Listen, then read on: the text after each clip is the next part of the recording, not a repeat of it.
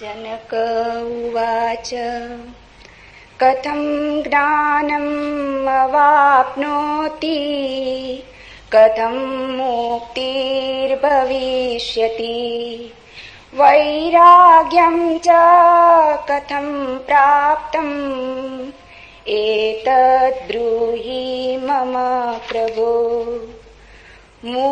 अष्टवक्र उवाच मुक्तिमिच्छसि चेतात विषयान् विषवात्यज क्षमार्जवदया तोष सत्यं पीयूषार्कज।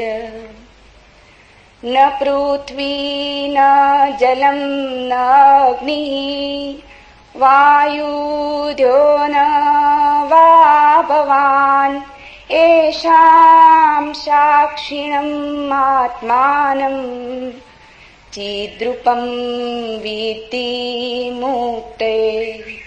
यदि देहं पृथक्कृत्य चित्ति विश्राम्यतिष्ठसि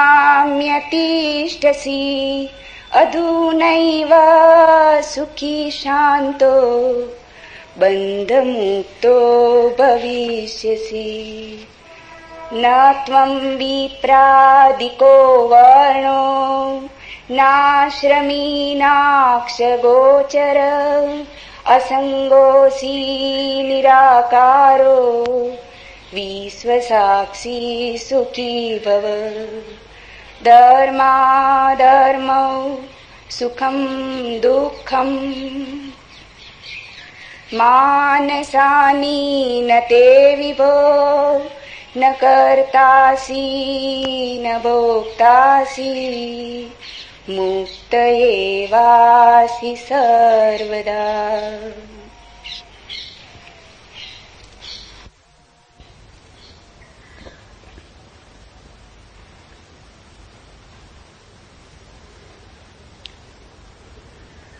एक अनूठी यात्रा पर हम निकलते हैं।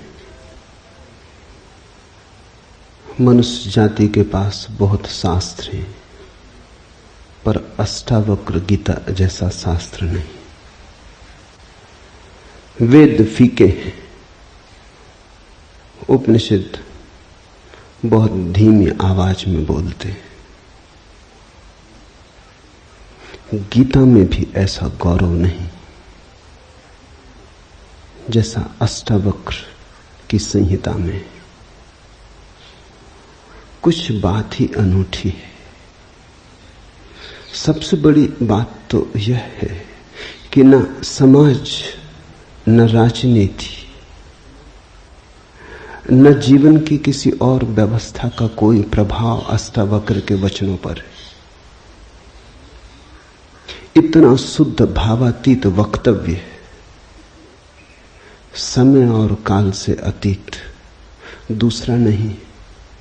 शायद इसीलिए अष्टावक्र की गीता, अष्टावक्र की संहिता का बहुत प्रभाव नहीं पड़ा। कृष्ण की गीता का बहुत प्रभाव पड़ा। पहला कारण, कृष्ण की गीता समन्वय है। सत्य की उतनी चिंता नहीं जितनी समन्वय की चिंता है। समन्वय का आग्रह इतना गहरा है कि अगर सत्य थोड़ा खो भी जाए तो कृष्ण राजी है। कृष्ण की गीता खिचड़ी जैसी है, इसलिए सभी को भाती है, क्योंकि सभी का कुछ ना कुछ उसमें मौजूद है। ऐसा कोई संप्रदाय खोजना मुश्किल है जो गीता में अपनी वाणी न खोज ले। ऐसा कोई व्यक्ति खोजना मुश्किल है जो गीता में अपने लिए कोई सहारा न खोज ले। इन सब के लिए अष्टावक्र की गीता बड़ी कठिन होगी।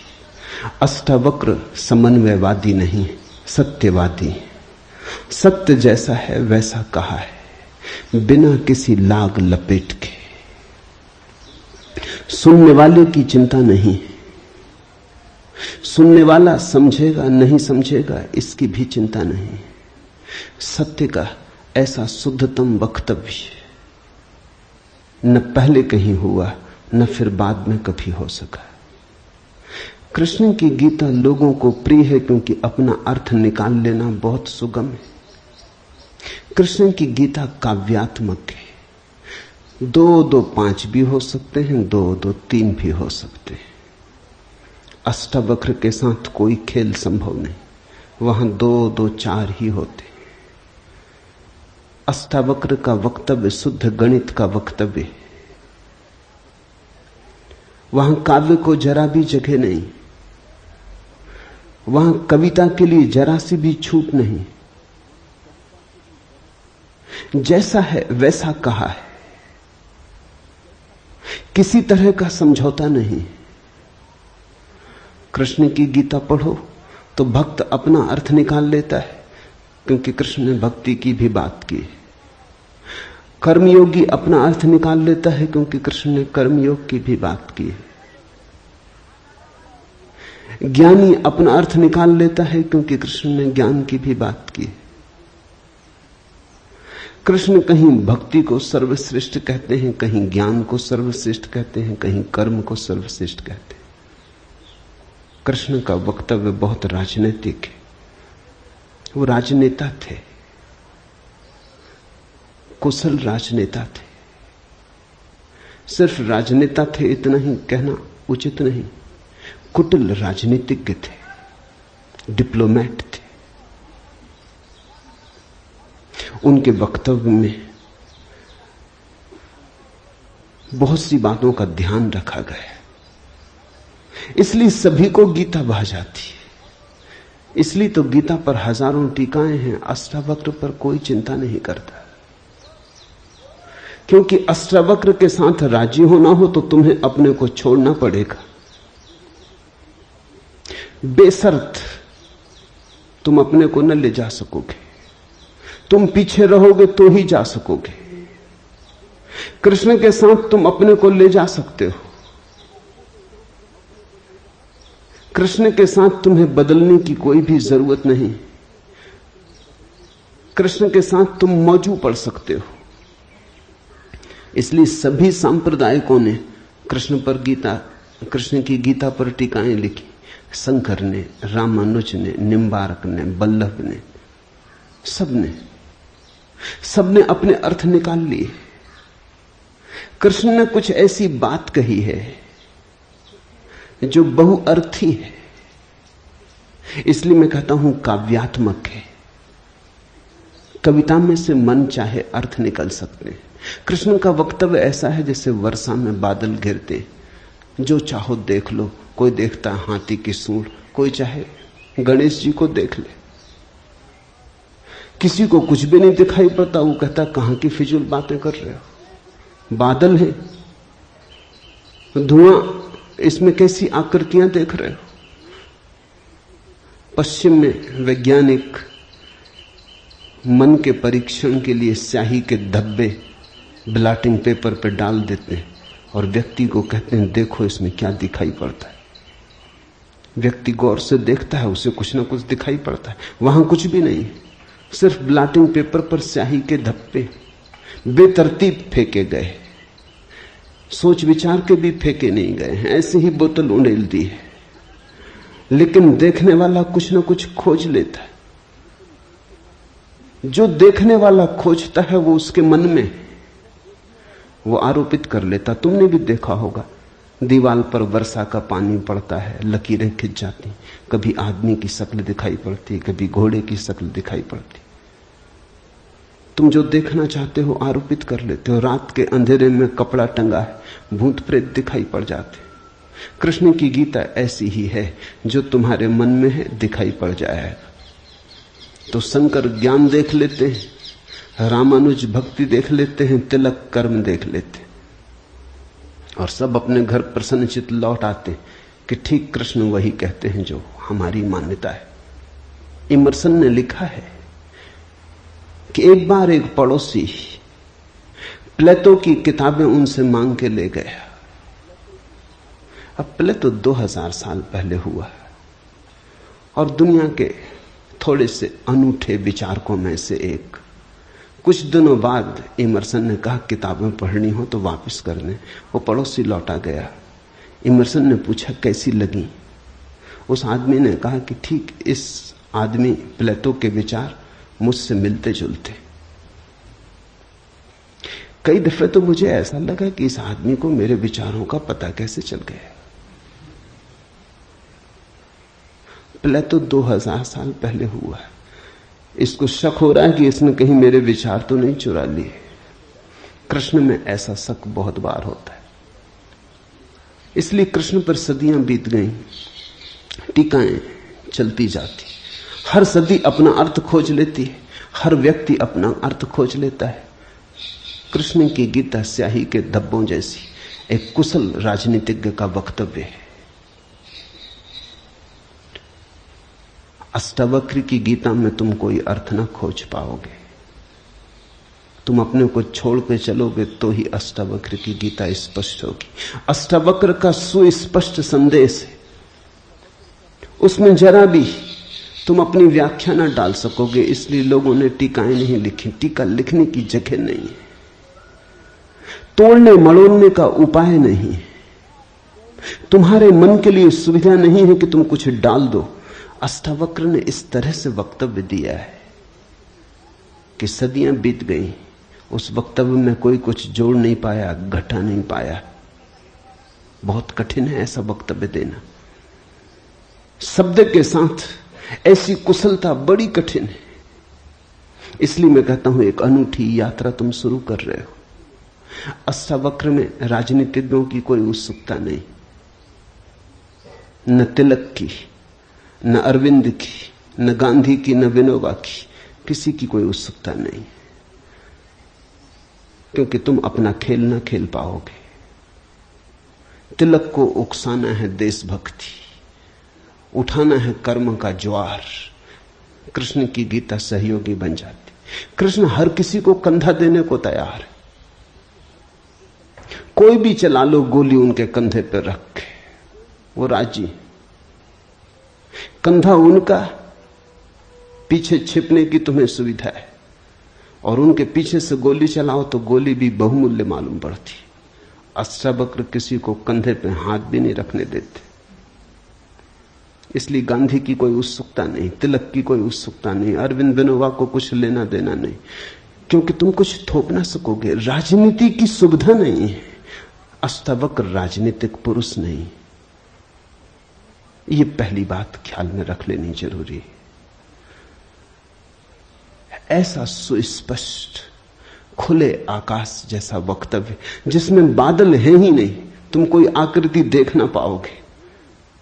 आकृति छोड़ोगे, सब बनोगे निराकार, अरूप के साथ जोड़ोगे संबंध, तो अष्टावक्र समझ में आएंगे। अष्टावक्र समझना चाहो तो ध्यान की गहराई में उतरना होगा। कोई व्याख्या से काम होने वाला नहीं। और ध्यान के लिए भी अष्टावक्र नहीं कहते कि तुम बैठ के राम राम जपो। अष्टावक्र कहते हैं तुम कुछ भी करो वो ध्यान ना होगा। करता जहां है वहां ध्यान कैसा? जब तक करना है तब तक भ्रांति है, जब तक करने वाला मौजूद है तब तक अहंकार मौजूद है। अष्टावक्र कहते हैं साक्षी हो जाना है ध्यान। जहां करता छूट जाता तुम सिर्फ देखने वाले रह जाते। दृष्टा मात्र, दृष्टा मात्र हो जाने में ही दर्शन है, दृष्टा मात्र हो जाने में ही ध्यान है, दृष्टा मात्र हो जाने में ही ज्ञान है। इसके पहले कि हम सूत्र में उतरे, अष्टावक्र के संबंध में कुछ बातें समझ लेनी जरूरी है। ज्यादा पता नहीं, क्योंकि न तो वे सामाजिक पुरुष थे न राजनीतिक, तो इतिहास में कोई उल्लेख नहीं है। बस थोड़ी सी घटनाएं ज्ञात हैं, वो भी बड़ी अजीब, भरोसा करने योग्य नहीं, लेकिन समझोगे तो बड़े गहरे अर्थ खुलेंगे। पहली घटना अष्टावक्र पैदा हुए उसके पहले की, पीछे का तो कुछ पता नहीं। गर्भ की घटना। पिता बड़े पंडित, अष्टावक्र मां के गर्भ में, पिता रोज वेद का पाठ करते और अष्टावक्र गर्भ में सुनते। एक दिन अचानक गर्भ से आवाज आती कि रुको भी, ये सब बकवास है, ज्ञान इसमें कुछ भी नहीं, बस शब्दों का संग्रह। शास्त्र में ज्ञान कहां? ज्ञान स्वयं में। शब्द में सत्य कहां? सत्य स्वयं में।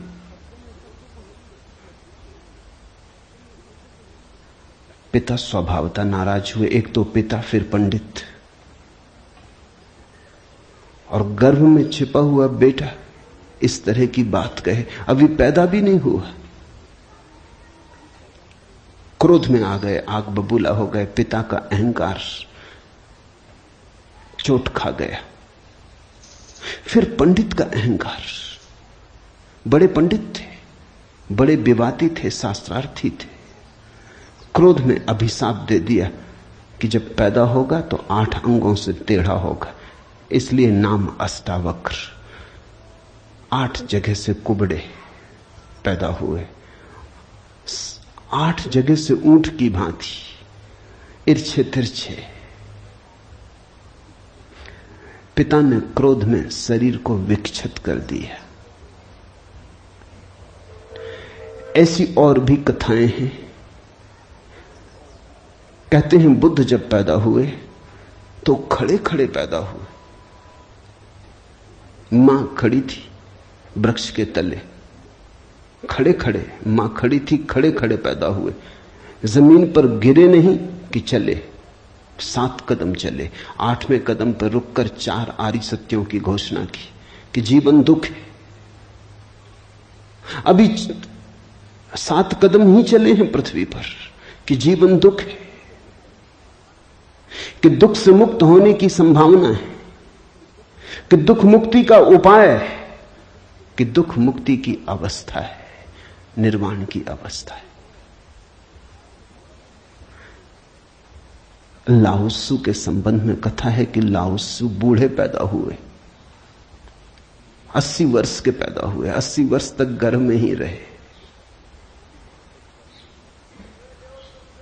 कुछ करने की चाह ही न थी तो गर्भ से निकलने की चाह भी न हुई।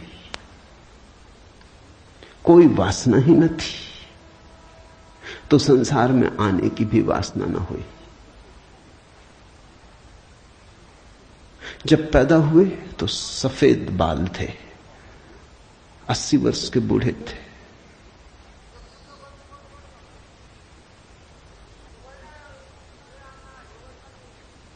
जरथुस्त्र के संबंध में कथा है कि जब जरथुस्त्र पैदा हुए तो पैदा होते से ही खिलखिला के हंसे, मगर इन सबको मात कर दिया अष्टावक्र ने। ये तो पैदा होने की बात है। अष्टावक्र ने अपना पूरा वक्तव्य दे दिया पैदा होने के पहले। ये कथाएं महत्वपूर्ण हैं। इन कथाओं में इन व्यक्तियों के जीवन की सारी सार संपदा है, निचोड़ है। बुद्ध ने जो जीवन भर में कहा उसका निचोड़। बुद्ध ने अष्टांगिक मार्ग का उपदेश दिया तो 7 कदम चले, 8वें पर रुक गए। 8 अंग है कुल। पहुंचने की अंतिम अवस्था है सम्यक समाधि। उस समाधि की अवस्था में ही पता चलता है जीवन के पूरे सत्य का। वो 4 आर्य सत्यों की घोषणा करती। लाओत्सु बूढ़ा पैदा हुआ। लोगों को 80 साल लगते हैं, तब भी ऐसी समझ नहीं आ पाती। बूढ़े होकर भी लोग बुद्धिमान कहां हो पाते। बूढ़ा होना और बुद्धिमान होना पर्यायवाची तो नहीं। बाल तो धूप में भी पकाए जा सकते हैं। लाओत्सु की कथा इतना ही कहती है कि अगर जीवन में त्वरा हो तीव्रता हो तो जो 80 साल में घटता है वो एक क्षण में घट सकता है। प्रज्ञा की तीव्रता हो तो एक क्षण में घट सकता है। बुद्धि मलिन हो तो 80 साल में भी कहां घटता है। जरथुस्त्र जन्म के साथ ही हंसे। जरथुस्त्र का धर्म अकेला धर्म है दुनिया में जिसको हंसता हुआ धर्म कह सकते। अति पार्थिव पृथ्वी का धर्म है। इसलिए तो पारसी दूसरे धार्मिकों को धार्मिक नहीं मालूम होते, नाचते गाते प्रसन्न। जरथुस्त्र का धर्म हंसता हुआ धर्म है, जीवन के स्वीकार का धर्म है, निषेध नहीं है, त्याग नहीं है। तुमने कोई पारसी साधु देखा? नंग धड़ंग खड़ा हो जाए, छोड़ दे, धूप में खड़ा हो जाए, धूनी रमा के बैठ जाए? नहीं, पारसी धर्म में जीवन को सताने, कष्ट देने की कोई व्यवस्था नहीं। जरथुस्त्र का सारा संदेश यही है कि जब हंसते हुए परमात्मा को पाया जा सकता है तो रोते हुए क्यों पाना। जब नाचते हुए पहुंच सकते हैं उस मंदिर तक तो नाहक कांटे क्यों बोने। जब फूलों के साथ जाना हो सकता है तो ये दुखवाद क्यों। इसलिए ठीक है, प्रतीक ठीक है कि जरथुस्त्र पैदा होते हंसे। इन कथाओं में इतिहास मत खोजना, ऐसा हुआ है ऐसा नहीं है, लेकिन इन कथाओं में एक बड़ा गहरा अर्थ है। तुम्हारे पास एक बीज पड़ा है, जब तुम बीज को देखते हो तो इससे पैदा होने वाले फूल की कोई भी तो खबर नहीं मिलती। ये क्या हो सकता है इसकी भनक भी तो नहीं आती। ये कमल बनेगा, खिलेगा, जल में रहेगा और जल से अछूता रहेगा, सूरज की किरणों पर नाचेगा और सूरज भी ईर्ष्यालु होगा इसके सौंदर्य से, इसकी कोमलता से, इसके अपूर्व गरिमा, इसके प्रसाद से। इसकी सुगंध आकाश में उड़ेगी। ये बीज को देखकर तो पता भी नहीं चलता। बीज को तो देख के इसकी कोई कल्पना भी नहीं कर सकता, अनुमान भी नहीं कर सकता। लेकिन एक दिन ये घटता है। तो दो तरह से हम सोच सकते हैं। या तो हम बीज को पकड़ लें जोर से और हम कहें जो बीज में दिखाई नहीं पड़ा वो कमल में भी घट नहीं सकता। ये भ्रम है, ये धोखा है, ये झूठ है। जिनको हम तर्कनिष्ठ कहते हैं, संदेहशील कहते हैं, उनका यही आधार है। वो कहते हैं जो बीज में नहीं दिखाई पड़ा वो फूल में हो नहीं सकता, कहीं भ्रांति हो रही है। इसलिए संदेहशील व्यक्ति बुद्ध को मान नहीं पाता, महावीर को स्वीकार नहीं कर पाता, जीसस को अंगीकार नहीं कर पाता, क्योंकि वो कहते हैं हमने जाना इनको। जीसस अपने गांव में आए, बड़े हैरान हुए, गांव के लोगों ने कोई चिंता ही न की। जीसस का वक्तव्य है कि पैगंबर की अपने गांव में पूजा नहीं होती। कारण क्या रहा होगा, क्यों नहीं होती गांव में पूजा पैगंबर की? गांव के लोगों ने बचपन से देखा, बड़े ही जोसेफ का लड़का है, लकड़ियां ढोते देखा, रिंदा चलाते देखा, लकड़ियां चीरते देखा, पसीने से लथपथ देखा, सड़कों पर खेलते देखा, झगड़ते देखा। गांव के लोग इसे बचपन से जानते हैं, बीज की तरह देखा। आज अचानक ये हो कैसे सकता है कि परमात्मा का पुत्र हो गए? नहीं, जिसने बीज को देखा है वो फूल को मान नहीं पाता। वो कहता है जरूर धोखा होगा, बेईमानी होगी, ये आदमी पाखंडी है।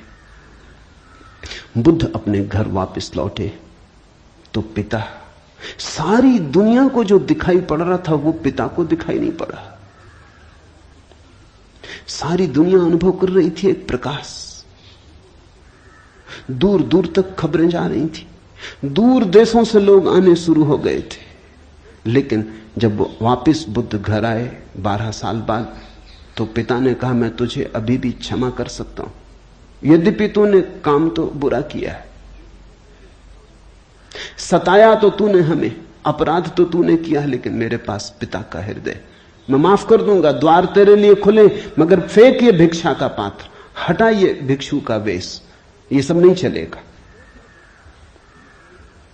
तो वापस लौटा, ये राज्य तेरा है, मैं बूढ़ा हो गया, इसको कौन संभालेगा? हो गया बचपना बहुत, अब बंद करो ये सब खेल। बुद्ध ने कहा कृपा कर मुझे देखें तो, जो गया था वो वापस नहीं आया है, ये कोई और ही आया है जो आपके घर पैदा हुआ था, वही वापस नहीं आया है, ये कोई और ही आया है, बीज फूल होके आया है। गौर से तो देखो। पिता ने कहा तू मुझे सिखाने चला है, पहले दिन से जब तू पैदा हुआ था तब से तुझे जानता हूं। किसी और को धोखा देना, किसी और को समझा लेना, भ्रम में डाल देना, मुझे तू भ्रम में न डाल पाएगा। मैं फिर कहता हूं, मैं तुझे भली भांति जानता हूं, मुझे कुछ सिखाने को चेष्टा मत कर, क्षमा करने को मैं राजी हूं। बुद्ध ने कहा आप और मुझे जानते हैं, मैं तो स्वयं को भी नहीं जानता था, अभी अभी किरणें उतरी हैं और स्वयं को जाना। क्षमा करे, लेकिन यह मुझे कहना ही पड़ेगा कि जिसको आपने देखा वो मैं नहीं हूं, और जहां तक आपने देखा वो मैं नहीं हूं। बाहर बाहर आपने देखा, भीतर आपने कहां देखा? मैं आपसे पैदा हुआ हूं, लेकिन आपने मुझे निर्मित नहीं किया। मैं आपसे आया हूं जैसे एक रास्ते से कोई राहगीर आता है, लेकिन रास्ता और राहगीर का क्या लेना देना? कल रास्ता कहने लगे कि मैं तुझे पहचानता हूं, तू मेरे हिस्से तो होकर आया। ऐसे ही आप कह रहे हैं, आपके पहले भी मैं था, जन्मों जन्मों से मेरी यात्रा चल रही, आपसे गुजरा जरूर, ऐसा मैं औरों से भी गुजरा हूं, और भी मेरे पिता थे, और भी मेरी माताएं थी, लेकिन मेरा होना बड़ा अलग थलग है, कठिन है, बहुत अति कठिन है। अगर बीज देखा तो फूल पे भरोसा नहीं आता। एक तो ढंग है अश्रद्धालु का, तर्कवादी का, संदेहशील का, कि वो कहता है बीज को हम पहचानते हैं तो फूल हो नहीं सकता, हम कीचड़ को जानते हैं, उस कीचड़ से कमल हो कैसे सकता है? सब गलत, सपना होगा, भ्रांति होगी, किसी मोहजाल में पड़ गए होगे, किसी ने धोखा दे दिया, कोई जादू, कोई तिलिस्म। एक तो ये रास्ता है, एक रास्ता है श्रद्धालु का, प्रेमी का, भक्त का, सहानुभूति से भरे हृदय का। वो फूल को देखता है और फूल से पीछे की तरफ यात्रा करता है। वो कहता है जब फूल में ऐसा सुगंध हुई, जब फूल में ऐसी विभा प्रकट हुई, जब फूल में ऐसी प्रतिभा, जब फूल में ऐसा कुंवारापन दिखा, तो जरूर बीज में भी रहा होगा, क्योंकि जो फूल में हुआ है वो बीज में न हो तो हो ही नहीं सकता। ये सारी कथाएं घटी हैं ऐसा नहीं। जिन्होंने अष्टावक्र के फूल को देखा, उनको ये ख्याल में आया कि जो आज हुआ है वो कल भी रहा होगा, छिपा था, अवगुंठित था, पर्दे में पड़ा था। जो आज है, अंत में है, वो प्रथम भी रहा होगा। जो मृत्यु के क्षण में दिखाई पड़ रहा है, वो जन्म के क्षण में भी मौजूद रहा होगा, अन्यथा पैदा कैसे होता? तो एक तो ढंग है फूल से पीछे की तरफ देखना, और एक है बीज से आगे की तरफ देखना। गौर से देखो तो दोनों में सारसूत्र एक ही है, दोनों की आधार भित्ति एक ही है, लेकिन कितना जमीन आसमान का अंतर हो जाता है। जो बीज वाला है वो भी ये कह रहा है कि जो बीज में नहीं है वो फूल में कैसे हो सकता है, ये उसका तर्क है। फूल वाला भी यही कह रहा है, वो कह रहा है जो फूल में है वो बीज में भी होना ही चाहिए। दोनों का तर्क तो एक है, लेकिन दोनों के देखने के ढंग अलग है। बड़ी अड़चन। मुझसे कोई पूछता था कि आपके साथ बचपन में बहुत लोग पढ़े होंगे, स्कूल में, कॉलेज में, वे दिखाई नहीं पड़ते। वे कैसे दिखाई पड़ सकते? उनको बड़ी अड़चन है, वो भरोसा नहीं कर सकते, अति कठिन है उन्हें। कल ही मेरे पास रायपुर से किसी ने एक अखबार भेजा, श्री हरिशंकर परसाई ने एक लेख मेरे खिलाफ लिखा है। वो मुझे जानते हैं, कॉलेज के दिनों से जानते हैं, हिंदी के मूर्धन्य व्यंग लेखक हैं। मेरे मन में उनकी कृतियों का आदर है। लेख में उन्होंने लिखा है कि जबलपुर की हवा में कुछ खराबी है। यहां धोखेबाज और धूर्ती पैदा होते, जैसे रजनीश, महेश योगी, मुंदड़ा, 3 नाम उन्होंने गिनाए। धन्यवाद उनका, कम से कम मेरा नाम नंबर 1 तो गिनाया।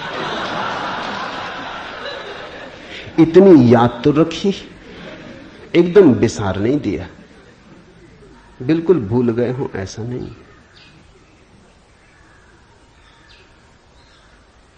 लेकिन अड़चन स्वाभाविक है, सीधी साफ है, मैं उनकी बात समझ सकता हूं। यह असंभव है बीज को देखा तो फूल में भरोसा। फिर जिन्होंने फूल को देखा उन्हें बीज में भरोसा मुश्किल हो जाता है। तो सभी महापुरुषों की जीवन कथाएं 2 ढंग से लिखी जाती हैं। जो उनके विपरीत हैं वो बचपन से यात्रा शुरू करते, जो उनके पक्ष में है वो अंत से यात्रा शुरू करते हैं और बचपन की तरफ जाते। दोनों एक अर्थ में सही है, लेकिन जो बचपन से यात्रा करके अंत की तरफ जाते हैं वो वंचित रह जाते हैं। उनका सही होना उनके लिए आत्मघाती है। जो अंत से यात्रा करते हैं वो पीछे की तरफ जाते हैं, वो धन्यभागी हैं, क्योंकि बहुत कुछ उन्हें अनायास मिल जाता है जो कि पहले तर्कवादियों को नहीं मिल पाता। अब न केवल मैं गलत मालूम होता हूं, मेरे कारण जबलपुर तक की हवा उनको गलत मालूम होती। कुछ भूल हवा पानी में होनी चाहिए। यदि मैं उनको कहना चाहूंगा जबलपुर को कोई हक नहीं है मेरे संबंध में हवा पानी को अच्छा या खराब तय करने का। जबलपुर से मेरा कोई बहुत नाता नहीं है। थोड़े दिन वहां था, महेश योगी भी थोड़े दिन वहां थे, उनका भी कोई नाता नहीं। हम दोनों का नाता किसी और जगह से है। उस जगह के लोग इतने सोए हैं कि उन्हें अभी खबर ही नहीं है। महेश योगी और मेरा जन्म पास ही पास हुआ, दोनों गाडरवाड़ा के आसपास पैदा हुए। उनका जन्म चिचली में हुआ, मेरा जन्म कुचवाड़े में हुआ। अगर हवा पानी खराब है तो वहां का होगा। इसका दुख गाडरवाड़ा को होना चाहिए, कभी होगा, या सुख। जबलपुर को इसमें बीच में आना नहीं चाहिए। लेकिन मन कैसे तर्क रचता है। अब जो अष्टावक्र की कथा को देखेगा वो सुनते से ही कह देगा गलत, असंभव। ये तो कथा जिन्होंने लिखी है उनको भी पता है कि कहीं कोई गर्व से बोलता है। वो तो केवल इतना कह रहे हैं कि जो आखिर में प्रकट हुआ वो गर्भ में मौजूद रहा होगा। जो वाणी आखिर में खिली वो किसी न किसी गहरे तल पर गर्भ में भी मौजूद रही होगी, अन्यथा खिलती कहां से, आती कहां से? सुनने से थोड़ी कुछ आता है, हर चीज के पीछे कारण है।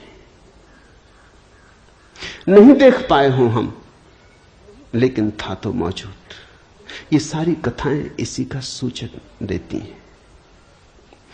अष्टावक्र के संबंध में दूसरी बात जो ज्ञात है वो है जब वे 12 वर्ष के थे। बस 2 ही बातें ज्ञात हैं। तीसरी उनकी अष्टावक्र गीता है, या कुछ लोग कहते हैं अष्टावक्र संहिता। जब वे 12 वर्ष के थे तो एक बड़ा विशाल शास्त्रार्थ जनक ने रचा। जनक सम्राट थे और उन्होंने सारे देश के पंडितों को निमंत्रण दिया और उन्होंने 1000 गायें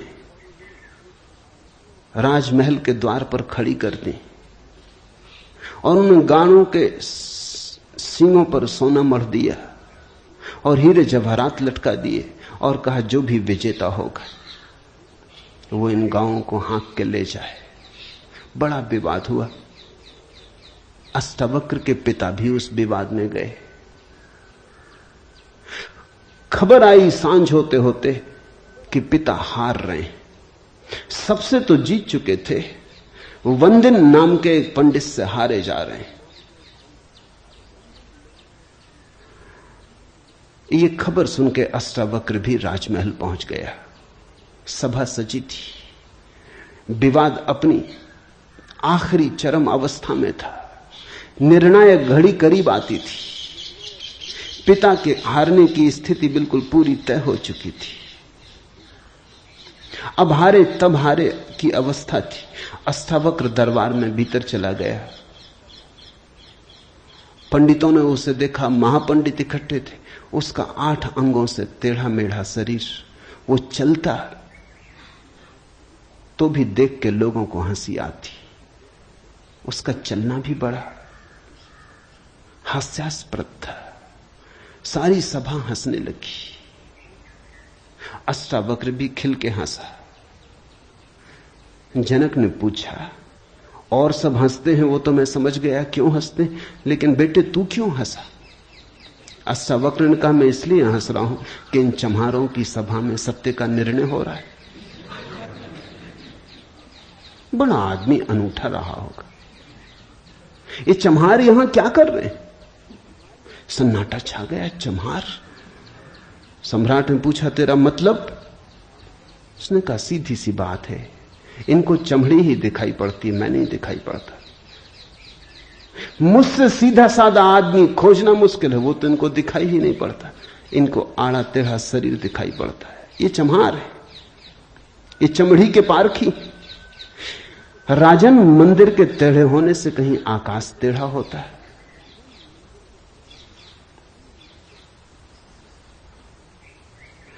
घड़े के फूटे होने से कहीं आकाश फूटता है? आकाश तो निर्विकार है। मेरा शरीर टेढ़ा मेढ़ा है, लेकिन मैं तो नहीं। ये जो भीतर बसा है इसकी तरफ तो देखो। इससे तुम सीधा साधा और कुछ खोज ना सकोगे।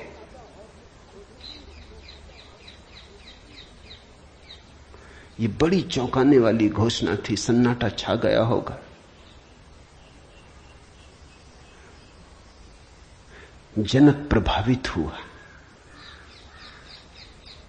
झटका खाया। निश्चित ही कहां चम्हारों की भीड़ इकट्ठी करके बैठा है। खुद पे भी पश्चाताप हुआ, अपराध लगा कि मैं भी हंसा।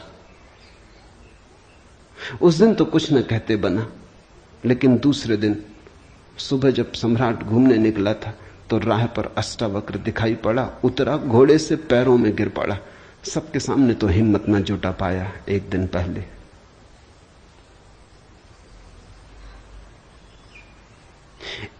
पहले तो कहा था, बेटे तू क्यों हंसता है? 12 साल का लड़का था। उम्र तौली थी, आज उम्र नहीं तौली। आज घोड़े से उतर गया, पैर पर गिर पड़ा, साष्टांग दंडवत, और कहा, पधारें राजमहल, मेरी जिज्ञासाओं का समाधान करें। हे प्रभु, आए मेरे घर।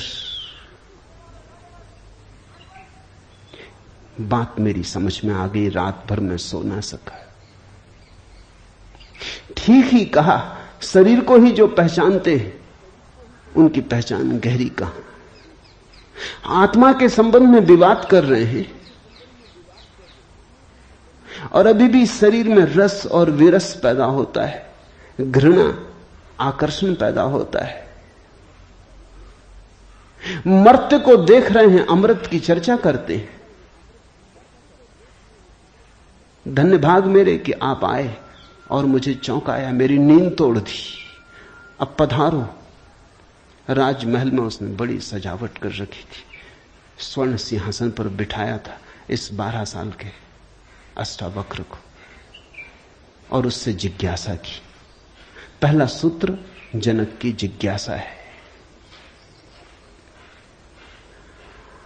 जनक ने पूछा है, अष्टावक्र ने समझाया है।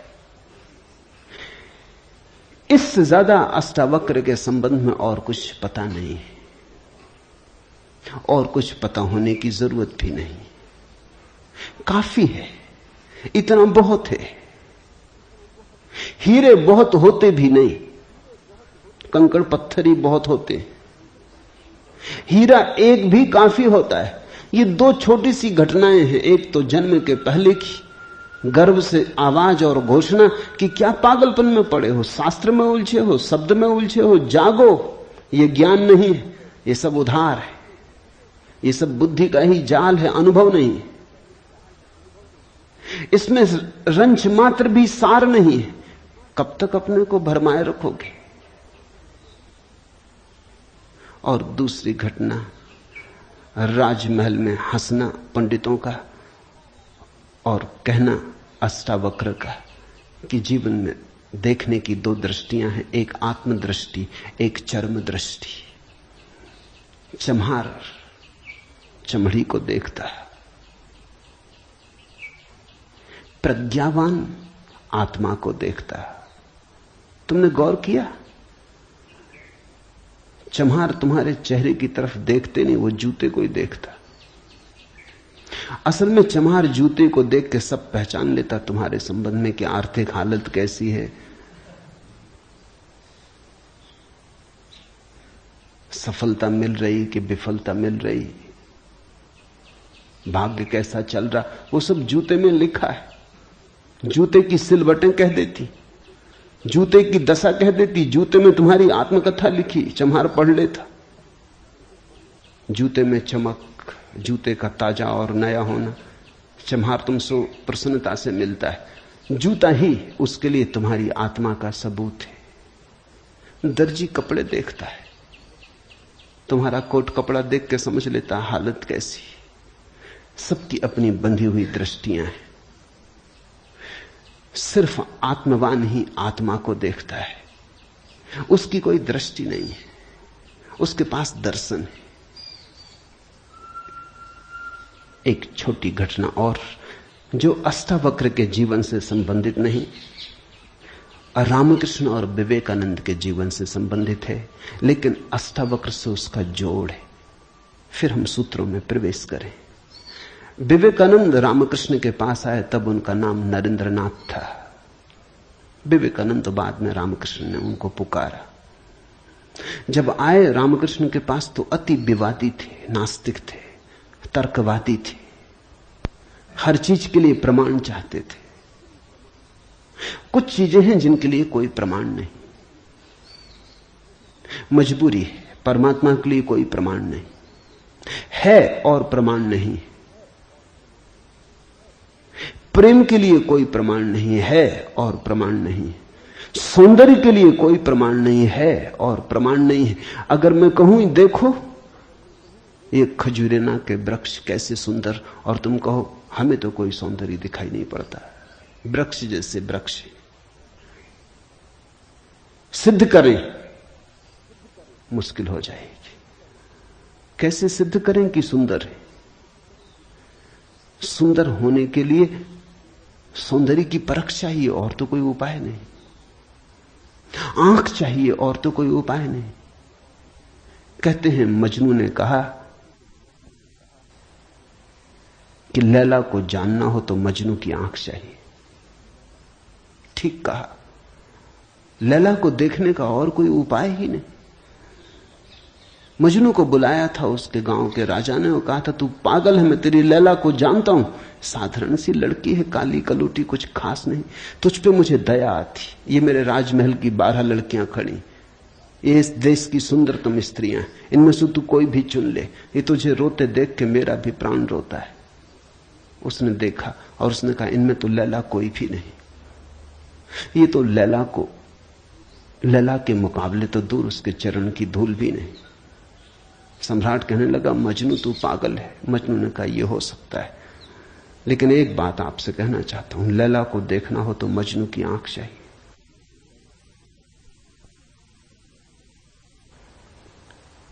ठीक कहा मजनू ने। अगर वृक्षों के सौंदर्य को देखना हो तो कला की आंख चाहिए और कोई प्रमाण नहीं। अगर किसी के प्रेम को पहचानना हो तो प्रेमी का हृदय चाहिए और कोई प्रमाण नहीं। और परमात्मा तो इस जगत के सारे सौंदर्य और सारे प्रेम और सारे सत्य का इकट्ठा नाम है। उसके लिए तो ऐसा निर्विकार चित्त चाहिए, ऐसा साक्षी भाव चाहिए जहां कोई शब्द न रह जाए, कोई विचार न रह जाए, कोई तरंग न उठे, वहां कोई धूल न रह जाए। मन की और चित्त का दर्पण परिपूर्ण शुद्ध हो। प्रमाण कहां? रामकृष्ण से विवेकानंद ने कहा प्रमाण चाहिए। है परमात्मा तो प्रमाण थे। और विवेकानंद को देखा रामकृष्ण ने। बड़ी थी संभावना इस युवक की, बड़ी थी यात्रा इसके भविष्य की, बहुत कुछ होने को पड़ा था इसके भीतर, बड़ा खजाना था, उससे ये अपरिचित है। रामकृष्ण ने देखा, इस युवक के पिछले जन्मों में झांका। ये बड़ी संपदा, बड़े पुण्य की संपदा लेकर आ रहा है। ये ऐसे ही तर्क में दबा न रह जाए। कराह उठा होगा पीड़ा और करुणा से रामकृष्ण का हृदय। उन्होंने कहा छोड़, प्रमाण वगैरह बाद में सोच लेंगे। मैं जरा बूढ़ा हुआ, मुझे पढ़ने में अड़चन होती, तू अभी जवान, तेरी आंख अभी तेज, ये किताब पढ़ी, इसे तू पढ़। वो थी अष्टावक्र गीता, जरा मुझे सुनाते। कहते हैं विवेकानंद को इसमें तो कुछ अड़चन न मालूम पड़ी। यह आदमी कुछ ऐसी तो कोई खास बात नहीं मांग रहा है। 2-4 सूत्र पढ़े और एक घबराहट और रोआ रोआ कपने लगा। और विवेकानंद ने कहा मुझसे नहीं पढ़ा जाता। रामकृष्ण ने कहा पढ़ भी, इसमें हर्ज क्या है, तेरा क्या बिगाड़ लेगी ये किताब, तू जवान है अभी, तेरी आंख अभी ताजी, और मैं बूढ़ा हुआ, मुझे पढ़ने में दिक्कत होती, और ये किताब मुझे पढ़नी तो तू पढ़ के सुना दे। कहते हैं उस किताब को सुनाते सुनाते ही विवेकानंद डूब गए। रामकृष्ण ने देखा इस व्यक्ति के भीतर बड़ी संभावना है, बड़ी शुद्ध संभावना है, जैसी एक बोधिसत्व की होती, जो कभी न कभी बुद्ध होना जिसका निर्णीत है। आज नहीं कल भटके कितना ही, बुद्धत्व जिसके पास चला आ रहा है। क्यों अष्टावक्र की गीता रामकृष्ण ने कही कि तू पढ़ के मुझे सुना दे? क्योंकि इससे ज्यादा शुद्धतम वक्तव्य और कोई नहीं। ये शब्द भी अगर तुम्हारे भीतर पहुंच जाएं तो तुम्हारी सोई हुई आत्मा को जगाने लगेंगे। ये शब्द तुम्हें तरंगायित करेंगे, ये शब्द तुम्हें आह्लादित करेंगे, ये शब्द तुम्हें झकझोरेंगे। इन शब्दों के साथ क्रांति घटित हो सकती। अष्टावक्र की गीता को मैंने यूं ही नहीं चुना है, और जल्दी नहीं चुना, बहुत देर करके चुना है, सोच विचार के। दिन थे जब मैं कृष्ण की गीता पर बोला, क्योंकि भीड़ भाड़ मेरे पास थी। भीड़ भाड़ के लिए अष्टावक्र गीता का कोई अर्थ न था। बड़ी चेष्टा करके भीड़ भाड़ से छुटकारा पाया है। अब तो थोड़े से विवेकानंद यहां हैं, अब तो उनसे बात करनी है जिनकी बड़ी संभावना है। उन थोड़े से लोगों के साथ मेहनत करनी है जिनके साथ मेहनत का परिणाम हो सकता है। अब हीरे तराशने, कंकड़ पत्थरों पर यह छेनी खराब नहीं करनी, इसलिए चुनी है अष्टावक्र की गीता। तुम तैयार हुए हो इसलिए चुनी। पहला सूत्र, जनक ने कहा, हे प्रभु, पुरुष ज्ञान को कैसे प्राप्त होता है, और मुक्ति कैसे होगी, और वैराग्य कैसे प्राप्त होगा, यह मुझे कहिए। एतत् मम ब्रूहि प्रभो, मुझे समझाएं प्रभु। 12 साल के लड़के से सम्राट जनक का कहना, हे प्रभु भगवान मुझे समझाएं। एतत् मम ब्रूहि, मुझे ना समझ को कुछ समझ दें, मुझे अज्ञानी को जगाएं। 3 प्रश्न पूछे हैं। कथम ज्ञानम, कैसे होगा ज्ञान? साधारणता तो हम सोचेंगे कि यह भी कोई पूछने की बात है, किताबों में भरा पड़ा है। जनक भी जानता था किताबों में भरा पड़ा है वो ज्ञान नहीं, वो केवल ज्ञान की धूल है, राख है। ज्ञान की ज्योति जब जलती है तो पीछे राख छूट जाती, राख इकट्ठी होती चली जाती, शास्त्र बन जाती। वेद राख है। कभी जलते हुए अंगारे थे, ऋषियों ने उन्हें अपनी आत्मा में जलाया था, फिर राख रह गए। फिर राख संयोजित की जाती, संग्रहित की जाती, सुव्यवस्थित की जाती। जैसे जब आदमी मर जाता है तो हम उसकी राख इकट्ठी कर लेते हैं, उसको फूल कहते हैं। बड़े मजेदार लोग हैं जिंदगी में जिसको फूल नहीं कहा। उसकी हड्डी वड्डियां इकट्ठी कर लाते हैं, कहते फूल संजोला है, फिर संभाल कर रखते हैं, मंजूसा बनाते हैं। जिसको जिंदगी में कभी फूल का आदर नहीं दिया, जिसको जिंदगी में कभी फूल की तरह देखा नहीं, जब मर जाता है आदमी पागल है, तब उसकी हड्डी को, राख को फूल कहते। ऐसे ही जब कोई बुद्ध जीवित होता है तब तुम सुनते नहीं। जब कोई महावीर तुम्हारे बीच से गुजरता है तब तुम नाराज होते हो। लगता है यह आदमी तुम्हारे सपने तोड़ रहा है या तुम्हारी नींद में दखल डाल रहा है। ये कोई जगाने का वक्त है? अभी अभी तो सपना आना शुरू हुआ था, अभी अभी तो जरा जीतना शुरू किया था जिंदगी में, अभी अभी तो दांव ठीक लगने लगे थे, तीर ठीक ठीक जगह पड़ने लगा था, और ये सज्जन आ गए। ये कहते हैं सब आसार है। अभी अभी तो चुनाव जीते थे, पद पे पहुंचने का रास्ता बना था, और ये महापुरुष आ गए। ये कहते हैं ये सब सपना है, इसमें कुछ सार नहीं, मौत आएगी सब छीन लेगी। छोड़ो भी, जब मौत आएगी तब देखेंगे, बीच में तो इस तरह की बातें मत उठाओ। लेकिन जब महावीर मर जाते, बुद्ध मर जाते, तब उनकी राख को हम इकट्ठी कर लेते, फिर हम धम्म पद बनाते, वेद बनाते, फिर हम पूजा के फूल चढ़ाते। जनक भी जानता था कि शास्त्रों में सूचनाएं भरी पड़ी, लेकिन उसने पूछा कथम ज्ञानम, कैसे होगा ज्ञान? क्योंकि कितना ही जान लो ज्ञान तो होता ही नहीं। जानते जाओ, शास्त्र कंठस्थ कर लो, तोते बन जाओ, एक एक सूत्र याद हो जाए, पूरे वेद स्मृति में छप जाएं, फिर भी ज्ञान तो होता नहीं। कथम ज्ञानम, कैसे होता ज्ञान? कथम मुक्ति, मुक्ति कैसे होगी? क्योंकि जिसको तुम ज्ञान कहते हो वो तो बांध लेता उल्टे, मुक्त कहां करता। ज्ञान तो वही है जो मुक्त करे। जीसस ने कहा है सत्य वही है जो मुक्त करे, ज्ञान तो वही है जो मुक्त करे। ये ज्ञान की कसौटी है।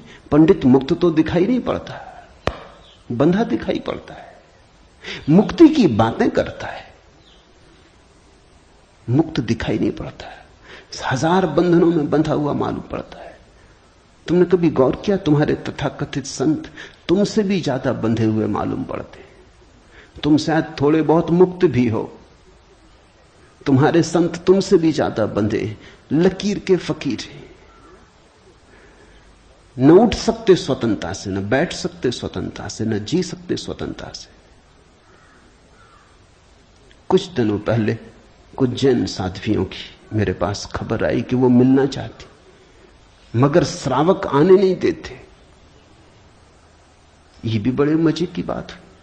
साधु का अर्थ होता है जिसने फिक्र छोड़ी समाज की,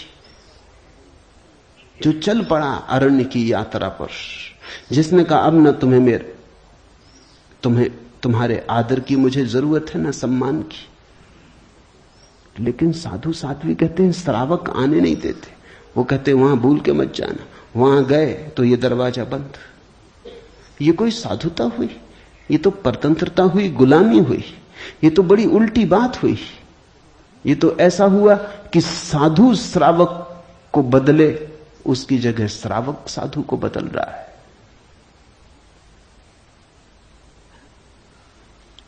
एक मित्र ने आके मुझे कहा, एक जैन साध्वी आपकी किताबें पढ़ती लेकिन चोरी से। टेप भी सुनना चाहती, लेकिन चोरी से। और अगर कभी किसी के सामने आपका नाम भी ले दो तो वो इस तरह हो जाती जैसे उसने कभी आपका नाम सुना ही नहीं। ये मुक्ति हुई। जनक ने पूछा, कथम मुक्ति, कैसे होती मुक्ति, क्या है मुक्ति? उस ज्ञान को मुझे समझाएं जो मुक्त कर देता है। स्वतंत्रता मनुष्य की सबसे महत्वपूर्ण आकांक्षा है। सब पालो, लेकिन गुलामी अगर रही तो छिदती है। सब मिल जाए, स्वतंत्रता ना मिले तो कुछ भी नहीं मिला। मनुष्य चाहता है खुला आकाश, कोई सीमा ना हो। वो मनुष्य की अंतरतम निगूढ़तम आकांक्षा है, जहां कोई सीमा ना हो, कोई बाधा ना हो।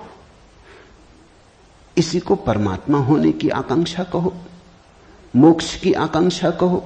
हमने ठीक शब्द चुना है, मोक्ष। दुनिया की किसी भाषा में ऐसा प्यारा शब्द नहीं। स्वर्ग, फिरदौस, इस तरह के शब्द हैं, लेकिन उन शब्दों में मोक्ष की कोई धुन नहीं है।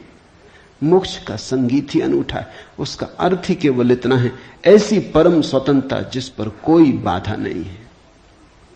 स्वतंत्रता इतनी शुद्ध कि जिस पे कोई सीमा नहीं। पूछा जनक ने, कैसे होगी मुक्ति और कैसे होगा वैराग्य? हे प्रभु, मुझे समझाकर कहिए। अष्टावक्र ने गौर से देखा होगा जनक की तरफ, क्योंकि गुरु के लिए वही पहला काम है कि जब कोई जिज्ञासा करे तो वो गौर से देखे जिज्ञासा किस स्रोत से आती, पूछने वाले ने क्यों पूछा है। उत्तर तो तभी सार्थक हो सकता है जब प्रश्न क्यों किया गया है वो समझ में आ जाए, वो साफ हो जाए। ध्यान रखना, सद्ज्ञान को उपलब्ध व्यक्ति, सद्गुरु, तुम्हारे प्रश्न का उत्तर नहीं देता, तुम्हें उत्तर देता है। तुम क्या पूछते हो इसकी फिक्र कम है, तुमने क्यों पूछा है, तुम्हारे पूछने के पीछे अंतर चेतन में छिपा हुआ जाल क्या है, तुम्हारे प्रश्नों की आड़ में वस्तुतः कौन सी आकांक्षा छिपी है।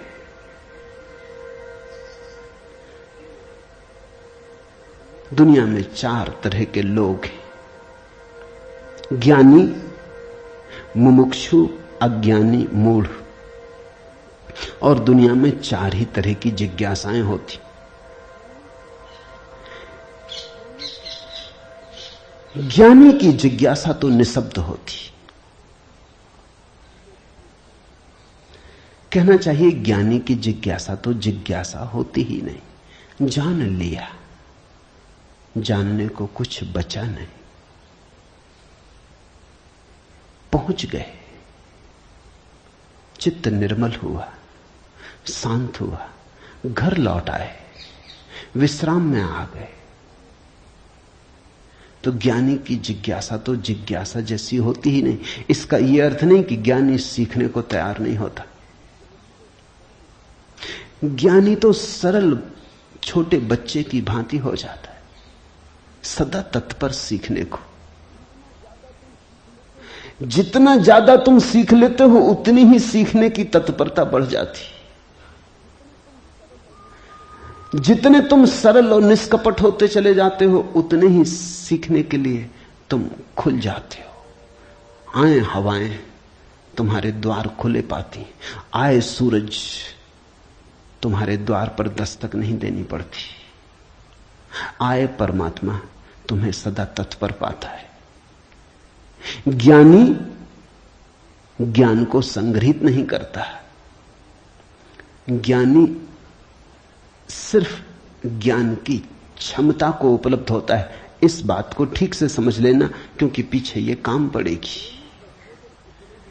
ज्ञानी का केवल इतना ही अर्थ है कि जो जानने के लिए बिल्कुल खुला है, जिसका कोई पक्षपात नहीं, जानने के लिए जिसके पास कोई पर्दा नहीं, जिसके पास जानने के लिए कोई पूर्व नियोजित योजना ढांचा नहीं।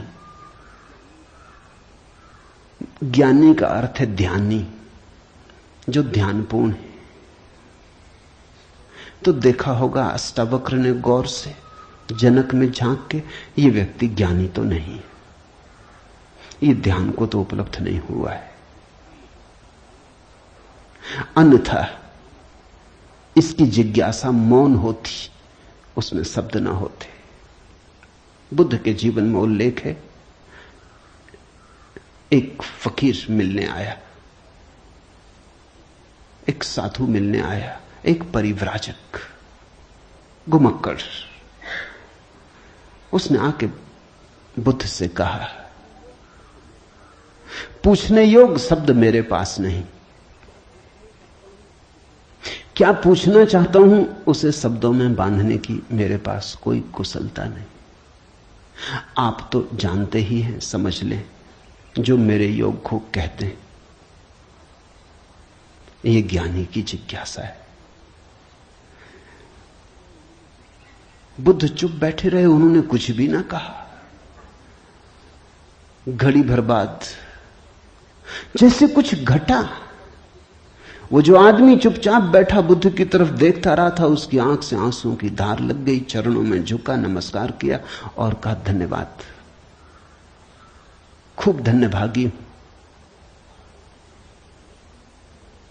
जो लेने आया था आपने दिया। उठ के चला भी गया। उसके चेहरे पे अपूर्व आभा थी, वो नाचता हुआ गया। बुद्ध के आसपास के शिष्य बड़े हैरान हुए। आनंद ने पूछा, बनते भगवान, पहेली हो गई। पहले तो याद नहीं, कहता है कि मुझे पता नहीं कैसे पूछूं, पता नहीं किन शब्दों में पूछूं, ये भी पता नहीं क्या पूछने आया हूं। फिर आप तो जानते ही हैं सब, देख लें, मुझे जो मेरे लिए जरूरी हो कह दें। पहले तो ये आदमी ही जरा पहेली था, ये कोई ढंग हुआ पूछने का। और जब तुम्हें यही पता नहीं कि क्या पूछना, तो पूछना ही क्यों? पूछना क्या? खूब रही। फिर यही बात खत्म ना हुई, आप चुप बैठे सो चुप बैठे रह गए। आपको ऐसा कभी मौन देखा नहीं? कोई पूछता तो आप उत्तर देते। कभी कभी तो ऐसा होता कोई नहीं भी पूछता तो भी आप उत्तर देते। आपकी करुणा सदा बहती रहती। क्या हुआ अचानक कि आप चुप रह गए और आंख बंद हो गई? और फिर क्या रहस्यमय घटा कि वो आदमी रूपांतरित होने लगा। हमने उसे बदलते देखा, हमने उसे किसी और ही रंग में डूबते देखा, उसमें मस्ती आते देखी। वो नाचता हुआ गया है, आंसुओं से भरा हुआ, गदगद आह्लादित, वो चरणों में झुका। उसकी सुगंध हमें भी छुई। ये हुआ क्या? आप कुछ बोले नहीं, उसने सुना कैसे? और हम तो इतने दिनों से, वर्षों से आपके पास हैं। हम पर आपकी कृपा कम है क्या? ये प्रसाद जो उसे दिया हमें क्यों नहीं मिलता?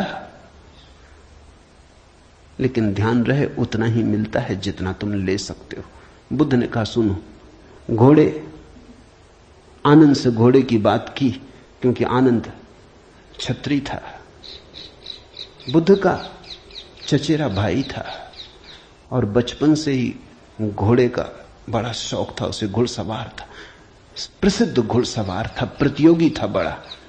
उसने कहा, सुन आनंद, बुद्ध ने कहा, घोड़े 4 प्रकार के होते। एक तो मारो भी तो भी टस से मस नहीं होते। रद्दी से रद्दी घोड़े, जितना मारो उतना ही हठयोगी हो जाते हैं, बिल्कुल हट बांध के खड़े हो जाते। तुम मारो तो वो जिद बना लेते हैं कि देखें कौन जीतता। फिर दूसरे तरह के घोड़े होते हैं, मारो तो चलते हैं, न मारो तो नहीं चलते, कम से कम पहले से बेहतर। फिर तीसरे तरह के घोड़े होते हैं, कोड़ा फटकारो, मारना काफी जरूरी नहीं, सिर्फ कोड़ा फटकारो, आवाज काफी। और भी कुलीन होते, दूसरे से भी बेहतर। फिर आनंद, तुझे जरूर पता होगा, ऐसे भी घोड़े होते हैं कि कोड़े की छाया देख के भागते हैं, फटकारना भी नहीं पड़ता। ये ऐसा ही घोड़ा था, छाया काफी। अष्टावक्र ने देखा होगा गौर से। जब तुम आके मुझसे कुछ पूछते हो तो तुम्हारे प्रश्न से ज्यादा महत्वपूर्ण सवाल तुम हो। कभी कभी तुम्हें भी ऐसा लगता होगा कि तुमने जो नहीं पूछा था वो मैंने उत्तर दिया है, और कभी कभी तुम्हें ऐसा भी लगता होगा कि शायद मैं टाल गया तुम्हारे प्रश्न को, बचाव कर गया, कुछ और उत्तर दे गया हूं। लेकिन सदा तुम्हारी भीतरी जरूरत ज्यादा महत्वपूर्ण। तुम क्या पूछते हो ये उतना महत्वपूर्ण नहीं, क्योंकि तुम्हें खुद ही ठीक पता नहीं तुम क्या पूछते हो, क्यों पूछते हो। उत्तर वही दिया जाता है जिसकी तुम्हें जरूरत है। तुम्हारे पूछने से कुछ तय नहीं होता। देखा होगा अष्टावक्र ने ज्ञानी तो नहीं है जनक, अज्ञानी है फिर क्या? अज्ञानी भी नहीं है, क्योंकि अज्ञानी तो अकड़ा से भरा होता है। अज्ञानी तो झुकना जानता ही नहीं। ये तो मुझ 12 साल की उम्र के लड़के के पैरों में झुक गया, साष्टांग दंडवत की। ये अज्ञानी के लिए असंभव है। अज्ञानी तो समझता है कि मैं जानता ही हूं, मुझे कौन समझाएगा। अज्ञानी अगर कभी पूछता भी है तो तुम्हें गलत सिद्ध करने को पूछता है, क्योंकि अज्ञानी तो ये मान के चलता है कि पता तो मुझे है ही, देखें इनको भी पता है या नहीं। अज्ञानी परीक्षा के लिए पूछता है। नहीं, इसकी आंखें जनक की तो बड़ी निर्मल है। मुझ 12 साल के अनजान अपरिचित लड़के को सम्राट होते हुए भी इसने कहा, एतत् मम ब्रूहि प्रभु, हे प्रभु मुझे समझा के कहें। नहीं, ये विनयशील है, अज्ञानी तो नहीं। मूढ़ है क्या फिर? मूढ़ तो पूछते ही नहीं। मूढ़ों को तो पता ही नहीं कि जीवन में कोई समस्या है। मूढ़ और बुद्ध पुरुषों में एक समानता है। बुद्ध पुरुषों के लिए कोई समस्या नहीं रही, मूढ़ों के लिए अभी समस्या उठी ही नहीं। बुद्ध पुरुष समस्या के पार हो गए, मूढ़ अभी समस्या के बाहर है। मूढ़ तो इतना मूर्छित है, उसे कहां सवाल कथम ज्ञानम, मूढ़ पूछेगा। कथम मुक्ति, मूढ़ पूछेगा। कैसे होगा वैराग्य, मूढ़ पूछेगा। असंभव।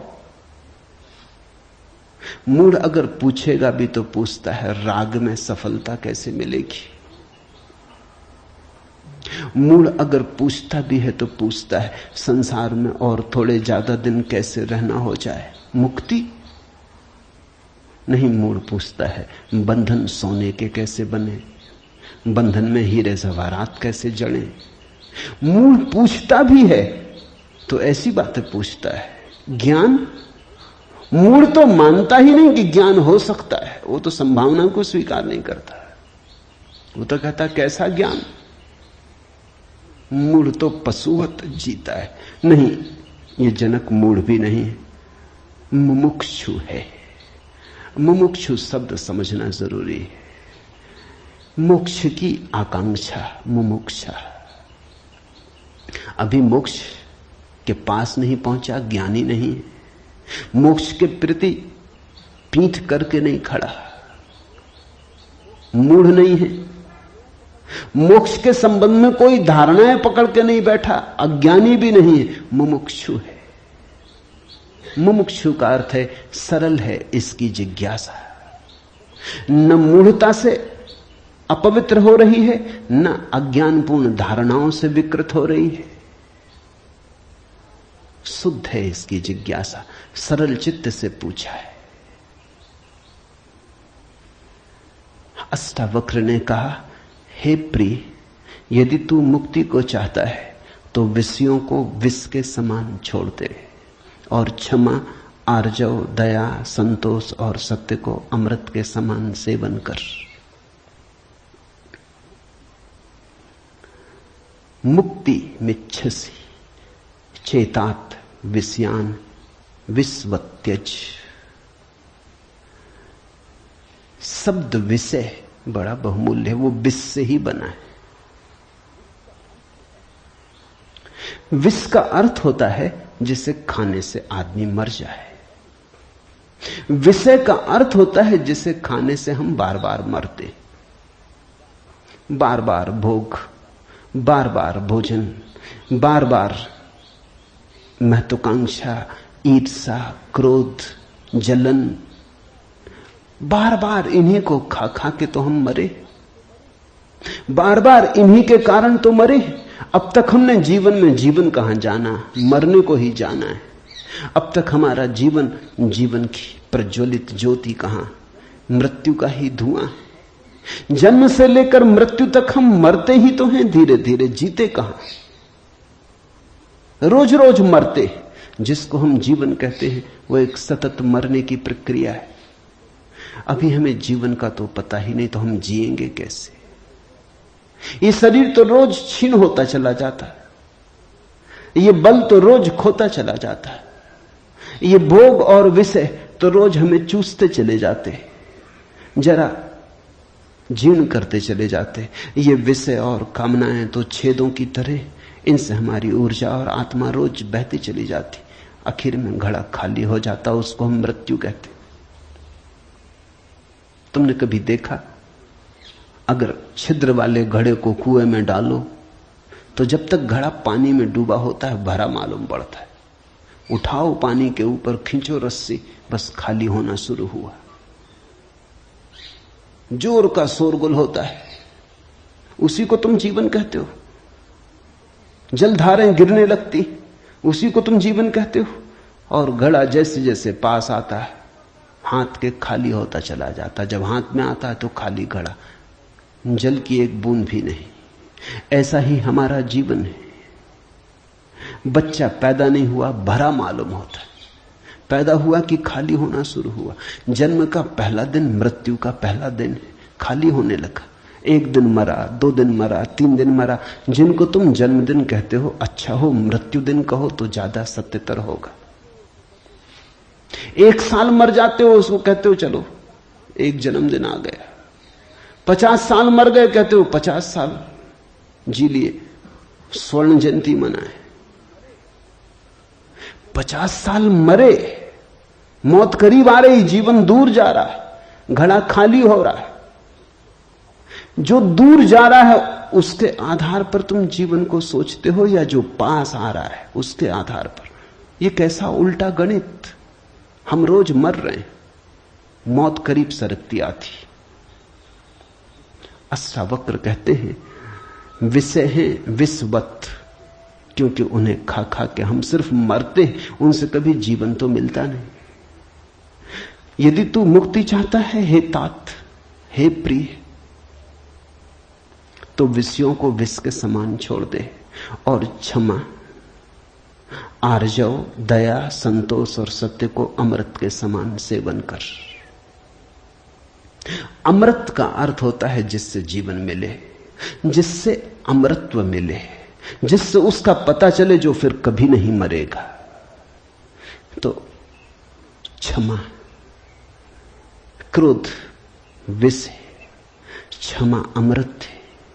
आर्जव, कुटिलता विष है, सीधा सरलपन आर्जव अमृत है। दया, कठोरता, क्रूरता विष है, दया, करुणा अमृत है। संतोष, असंतोष का कीड़ा खाए चला जाता। असंतोष का कीड़ा हृदय में कैंसर की तरह फैलता चला जाता है, विष को फैलाए चले जाता है। संतोष, जो है उससे तृप्ति, जो नहीं है उसकी आकांक्षा नहीं, जो है वो काफी से ज्यादा है, वो है ही काफी से ज्यादा। आंख खोलो जरा देखो, संतोष कोई थोपना नहीं है ऊपर जीवन को। जरा गौर से देखो, तुम्हें जो मिला है वो तुम्हारी जरूरत से सदा ज्यादा है। तुम्हें जो चाहिए वो मिलता ही रहा है।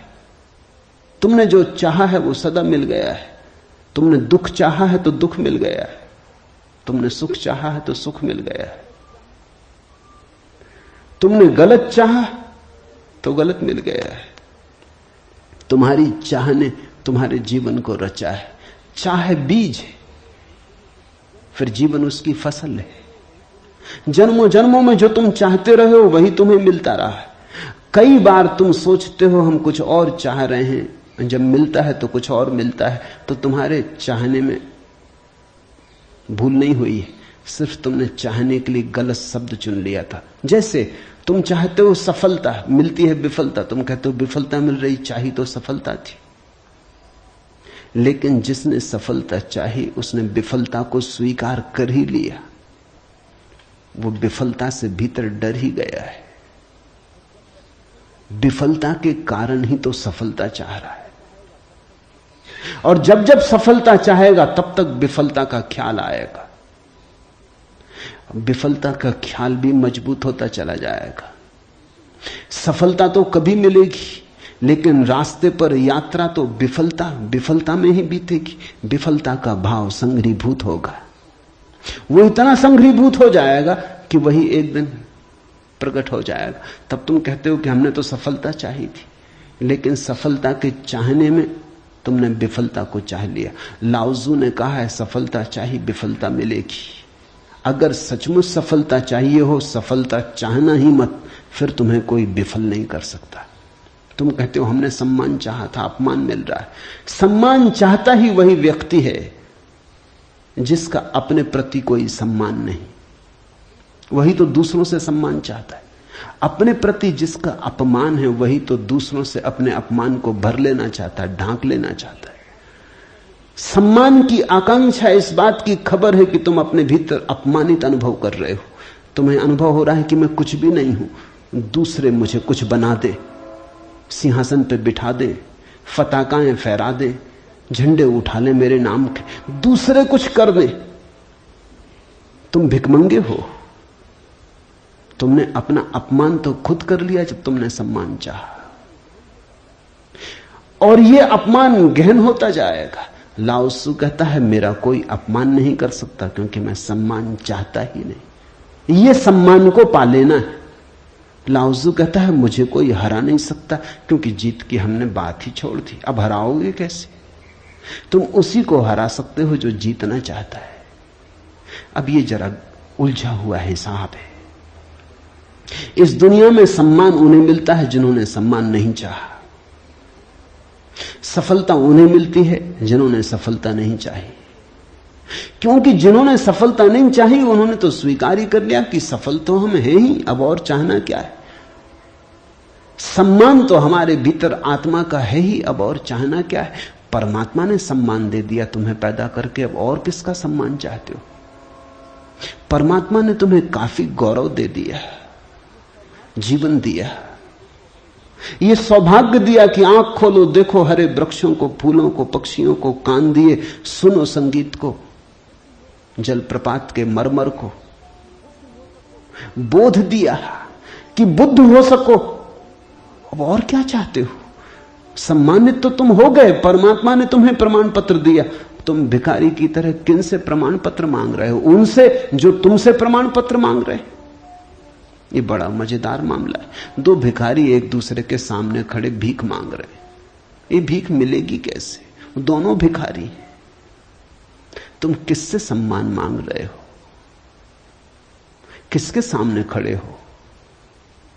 ये अपमान कर रहे हो तुम अपना, और यही अपमान गहन होता जाएगा। संतोष का अर्थ होता है देखो जो तुम्हारे पास है, देखो जरा आंख खोल के जो तुम्हें मिला ही है।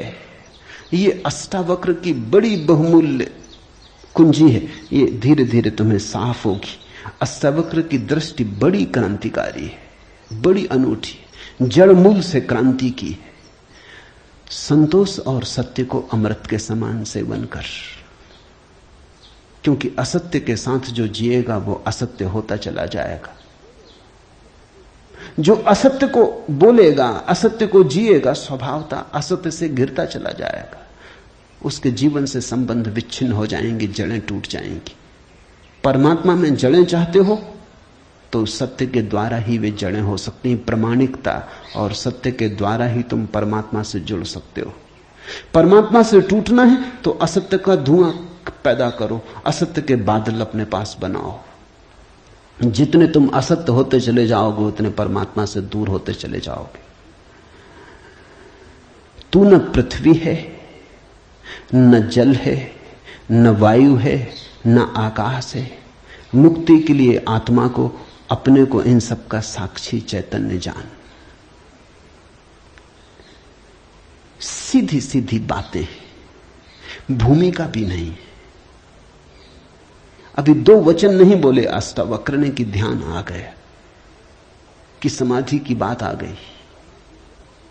जानने वाले के पास समाधि के अतिरिक्त और कुछ जताने को है भी नहीं। वो 2 वचन भी बोले, क्योंकि एकदम से अगर समाधि की बात होगी तो शायद तुम चौंक ही जाओगे, समझ ही ना पाओगे। मगर 2 वचन और सीधी समाधि की बात आ गई। अष्टावक्र 7 कदम भी नहीं चलते, बुद्ध तो 7 कदम चले, 8वें कदम पे समाधि। अष्टावक्र तो पहला कदम ही समाधि का उठाते। तू न पृथ्वी है, न जल, न वायु, न आकाश। ऐसी प्रतीति में अपने को थिर कर। मुक्ति के लिए आत्मा को, अपने को, इन सब का साक्षी चैतन्य जान। साक्षी सूत्र है, इससे महत्वपूर्ण सूत्र और कोई भी नहीं। देखने वाले बनो, जो हो रहा है उसे होने दो, उसमें बाधा डालने की जरूरत नहीं। ये देह तो जल है, मिट्टी है, अग्नि है, आकाश है। तुम इसके भीतर तो वो दिए हो जिसमें ये सब जल, अग्नि, मिट्टी, आकाश, वायु प्रकाशित हो रही। तुम दृष्टा हो। इस बात को गहन करो। साक्षिणाम चिद्रूपम आत्मानम विद्धि। ये इस जगत में सर्वाधिक बहुमूल्य सूत्र है। साक्षी बनो। इसी से होगा ज्ञान, इसी से होगा वैराग्य, इसी से होगी मुक्ति। प्रश्न 3 थे, उत्तर 1 है। यदि तू देह को अपने से अलग कर और चैतन्य में विश्राम कर स्थित है, तो तू अभी ही सुखी, शांत और बंध मुक्त हो जाएगा। इसलिए मैं कहता हूं, यह जड़ मूल से क्रांति है। पतंजलि इतनी हिम्मत से नहीं कहते कि अभी ही। पतंजलि कहते हैं करो अभ्यास, यम नियम साधो, प्राणायाम, प्रत्याहार, आसन शुद्ध करो। जन्म जन्म लगेंगे तब सिद्धि है। महावीर कहते हैं 5 महाव्रत, और तब जन्म जन्म लगेंगे, तब होगी निर्जरा, तब कटेगा जाल कर्मों का। सुनो अष्टावक्र को। यदि देहम पृथकृत्य चित्ति विश्राम्य तिष्ठसि अधुनैव सुखी शांतो बंध मुक्तो भविष्यसि। अधुनैव, अभी, यहीं, इसी क्षण। यदि तू देह को अपने से अलग कर और चैतन्य में विश्राम कर स्थित है। अगर तूने एक बात देखनी शुरू कर दी कि ये देह मैं नहीं हूं, मैं करता और भोगता नहीं हूं, ये जो देखने वाला मेरे भीतर छिपा है, जो सब देखता है। बचपन था कभी तो बचपन देखा, फिर जवानी आई तो जवानी देखी, फिर बुढ़ापा आया तो बुढ़ापा देखा। बचपन नहीं रहा तो मैं बचपन तो नहीं हो सकता।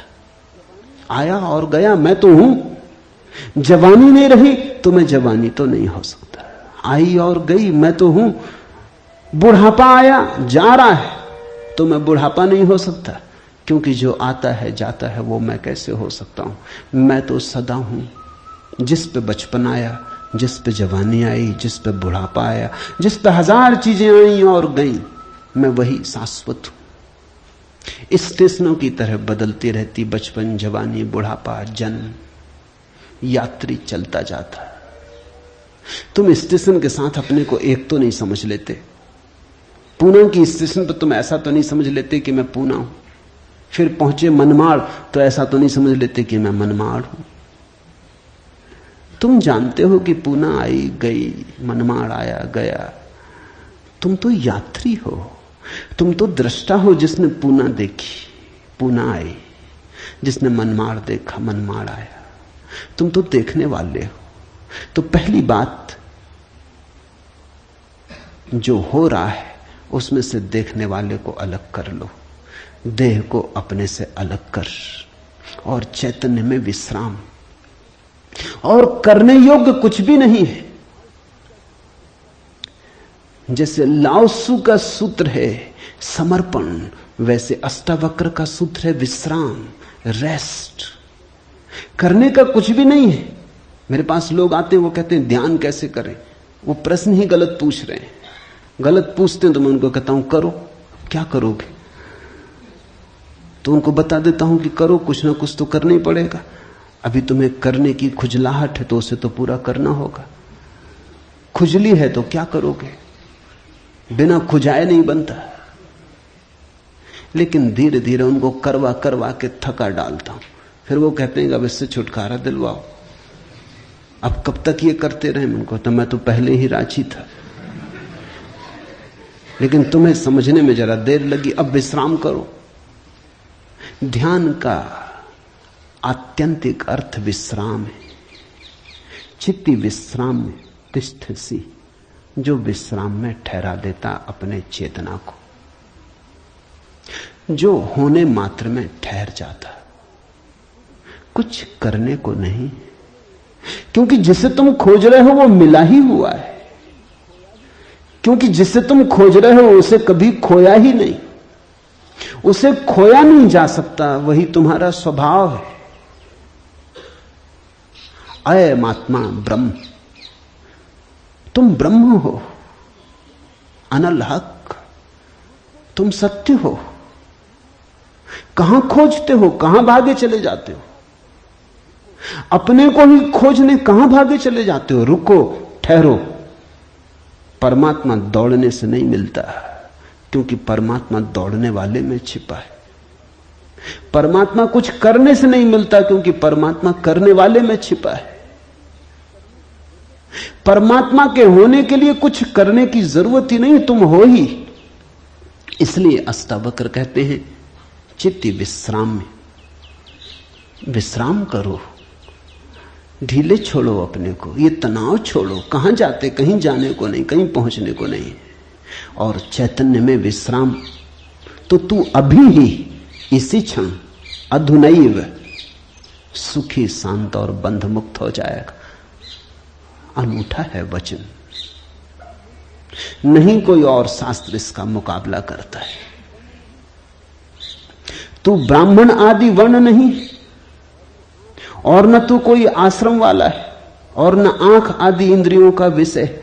असंग और निराकार तू सबका विश्व का साक्षी है, ऐसा जानकर सुखी हो। अब ब्राह्मण कैसे टीका लिखे? तू ब्राह्मण आदि वर्ण नहीं। अब हिंदू इस शास्त्र को कैसे सिर पे उठाएं? क्योंकि उनका तो सारा धर्म वर्ण और आश्रम पे खड़ा है, और ये तो पहले से ही अष्टावक्र जड़ काटने लगे। वो कहते हैं तू कोई ब्राह्मण नहीं है, न कोई शूद्र है, न कोई क्षत्रिय है। ये सब बकवास है, ये सब ऊपर के आरोपण है, ये सब राजनीति और समाज का खेल है। तू तो सिर्फ ब्रह्म है, ब्राह्मण नहीं, क्षत्रिय नहीं, शूद्र नहीं। तू ब्राह्मण आदि वर्ण नहीं, और न तू कोई आश्रम वाला है, और न तो यह है कि तू ब्रह्मचर्य आश्रम में है, कि गृहस्थाश्रम में है, कि वानप्रस्थ की संन्यास। कोई आश्रम वाला नहीं है। तू तो इन सारी स्थानों के भीतर से गुजरने वाला दृष्टा साक्षी। अष्टावक्र की गीता है, हिंदू दावा नहीं कर सकते हमारी। अष्टावक्र की गीता सबकी है। अगर अष्टावक्र के समय में मुसलमान होते, हिंदू होते, ईसाई होते, तो उन्होंने कहा होता न तू हिंदू है, न तू ईसाई है, न तू मुसलमान है। अब ऐसे अष्टावक्र को कौन मंदिर बनाए? इसके लिए कौन इसके शास्त्र को सिर पे उठाए? कौन दावेदार बने? क्योंकि ये सभी का निषेध कर रहे हैं। मगर ये सत्य की सीधी घोषणा है, असंग और निराकार तू सबका विश्व का साक्षी है, ऐसा जानकर सुखी हो। अष्टावक्र ये नहीं कहता कि ऐसा तुम जानोगे तो फिर सुखी होगे। वचन को ठीक से सुनना। अष्टावक्र कहते हैं ऐसा जानकर सुखी हो। न त्वम विप्रादिको वर्णनो नाश्रमी नाक्ष गोचरा असंगो असि निराकारो विश्व साक्षी सुखी भव। सुखी भव, अभी हो सुखी। जनक पूछते हैं कैसे सुख होगा, कैसे बंधन मुक्ति होगी, कैसे ज्ञान होगा।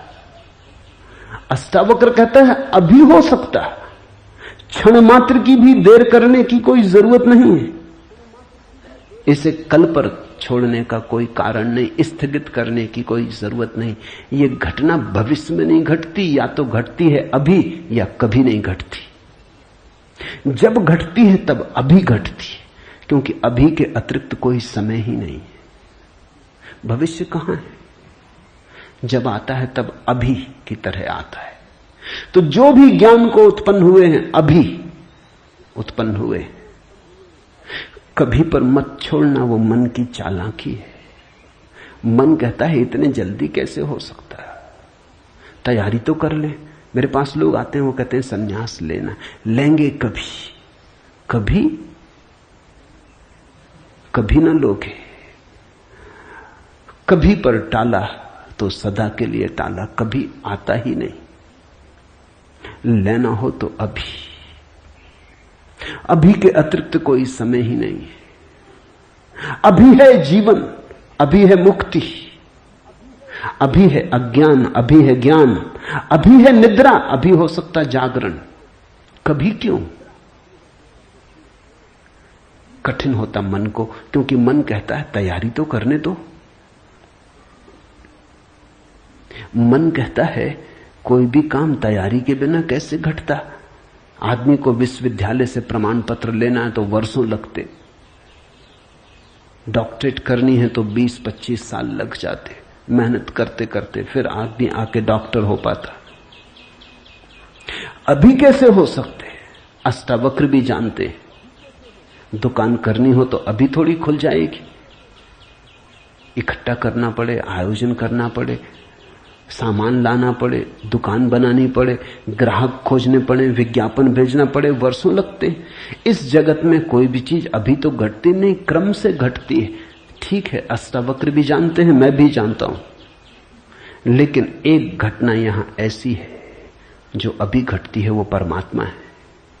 वो तुम्हारी दुकान नहीं, न तुम्हारा परीक्षालय, न तुम्हारा विश्वविद्यालय।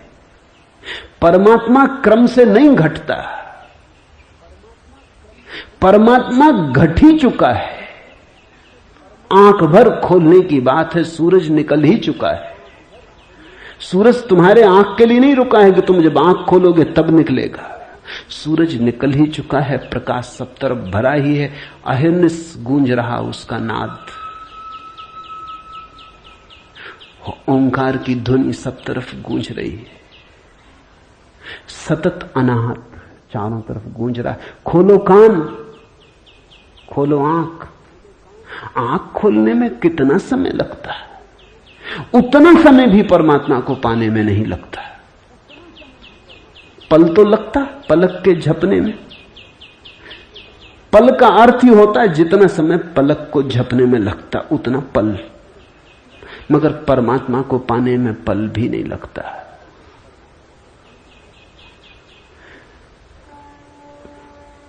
विश्व साक्षी असंगो वसी निराकारो सुखी भव। अभी हो सुखी। उधार नहीं है अष्टावक्र का धर्म, नगद, कैश।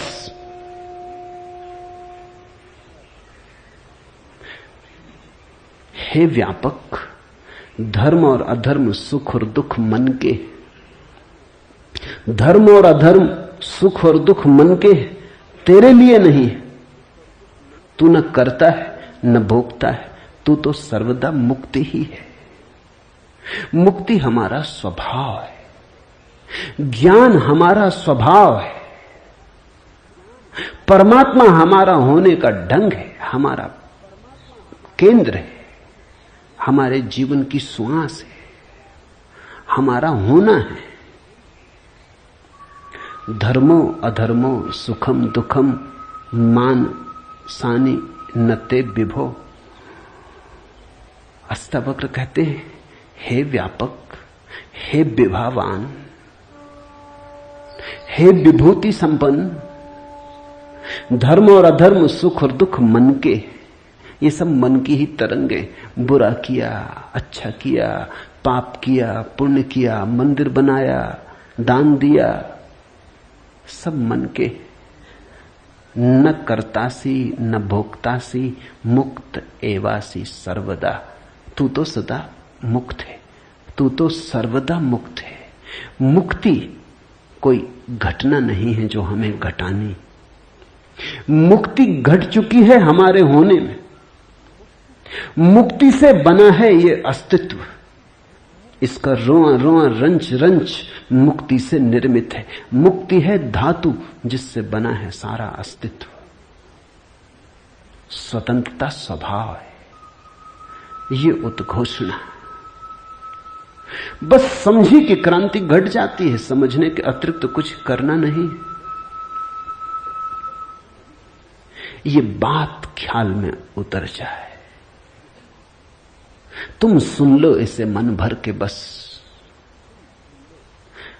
तो आज इतना ही कहना चाहूंगा। अष्टावक्र को समझने की चेष्टा भर करना। अष्टावक्र में करने का कोई इंतजाम नहीं है, इसलिए तुम ये मत सोचना कि अब कोई तरकीब निकलेगी जो हम करेंगे। अष्टावक्र कुछ करने को कहते ही नहीं, तुम विश्राम से सुन लो।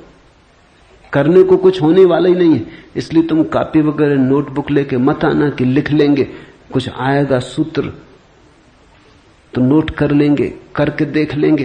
करने का यहां कुछ काम ही नहीं है, इसलिए तुम भविष्य की फिक्र छोड़ के सुनना। तुम सिर्फ सुन लेना, तुम सिर्फ मेरे पास बैठ के शांत भाव से सुन लेना, विश्राम में सुन लेना। सुनते सुनते तुम मुक्त हो जा सकते हो। इसलिए महावीर ने कहा है कि श्रावक मुक्त हो सकता है सिर्फ सुनते सुनते। श्रावक का अर्थ होता है जो सुनते सुनते मुक्त हो जाए। साधु का तो अर्थ ही इतना है कि जो सुन सुन के मुक्त ना हो सका, थोड़ा कमजोर बुद्धि का है, कुछ करना पड़ा। सिर्फ कोड़े की छाया काफी न थी, घोड़ा जरा कुजात है, कोड़ा फटकारा तब थोड़ा चला, या मारा तो थोड़ा चला। छाया काफी है, तुम सुन लेना, कोड़े की छाया दिखाई पड़ जाएगी। तो अष्टावक्र के साथ एक बात स्मरण रखना, कुछ करने को नहीं है, इसलिए तुम आनंद भाव से सुन सकते हो। इसमें से कुछ निकालना नहीं है कि फिर करके देखेंगे। जो घटेगा वो सुनने में घटेगा। सम्यक श्रवण सूत्र है। अधुनैव सुखी शांतो बंध मुक्तो भविष्यसि। अभी हो जा मुक्त, इसी क्षण हो जा मुक्त। कोई रोक नहीं रहा, कोई बाधा नहीं, हिलने की भी जरूरत नहीं है। जहां है वहीं हो जा मुक्त, क्योंकि मुक्त तू है ही। जाग और हो जा मुक्त। असंगो असि निराकारो विश्व साक्षी सुखी भव। हो जा सुखी। एक पल की भी देर करने की कोई जरूरत नहीं। छलांग है, क्वांटम छलांग। सीढ़ियां नहीं है अष्टावक्र में, क्रमिक विकास नहीं है, सडन इसी क्षण हो सकता है। हरिओम तत्सत। आज इतना ही।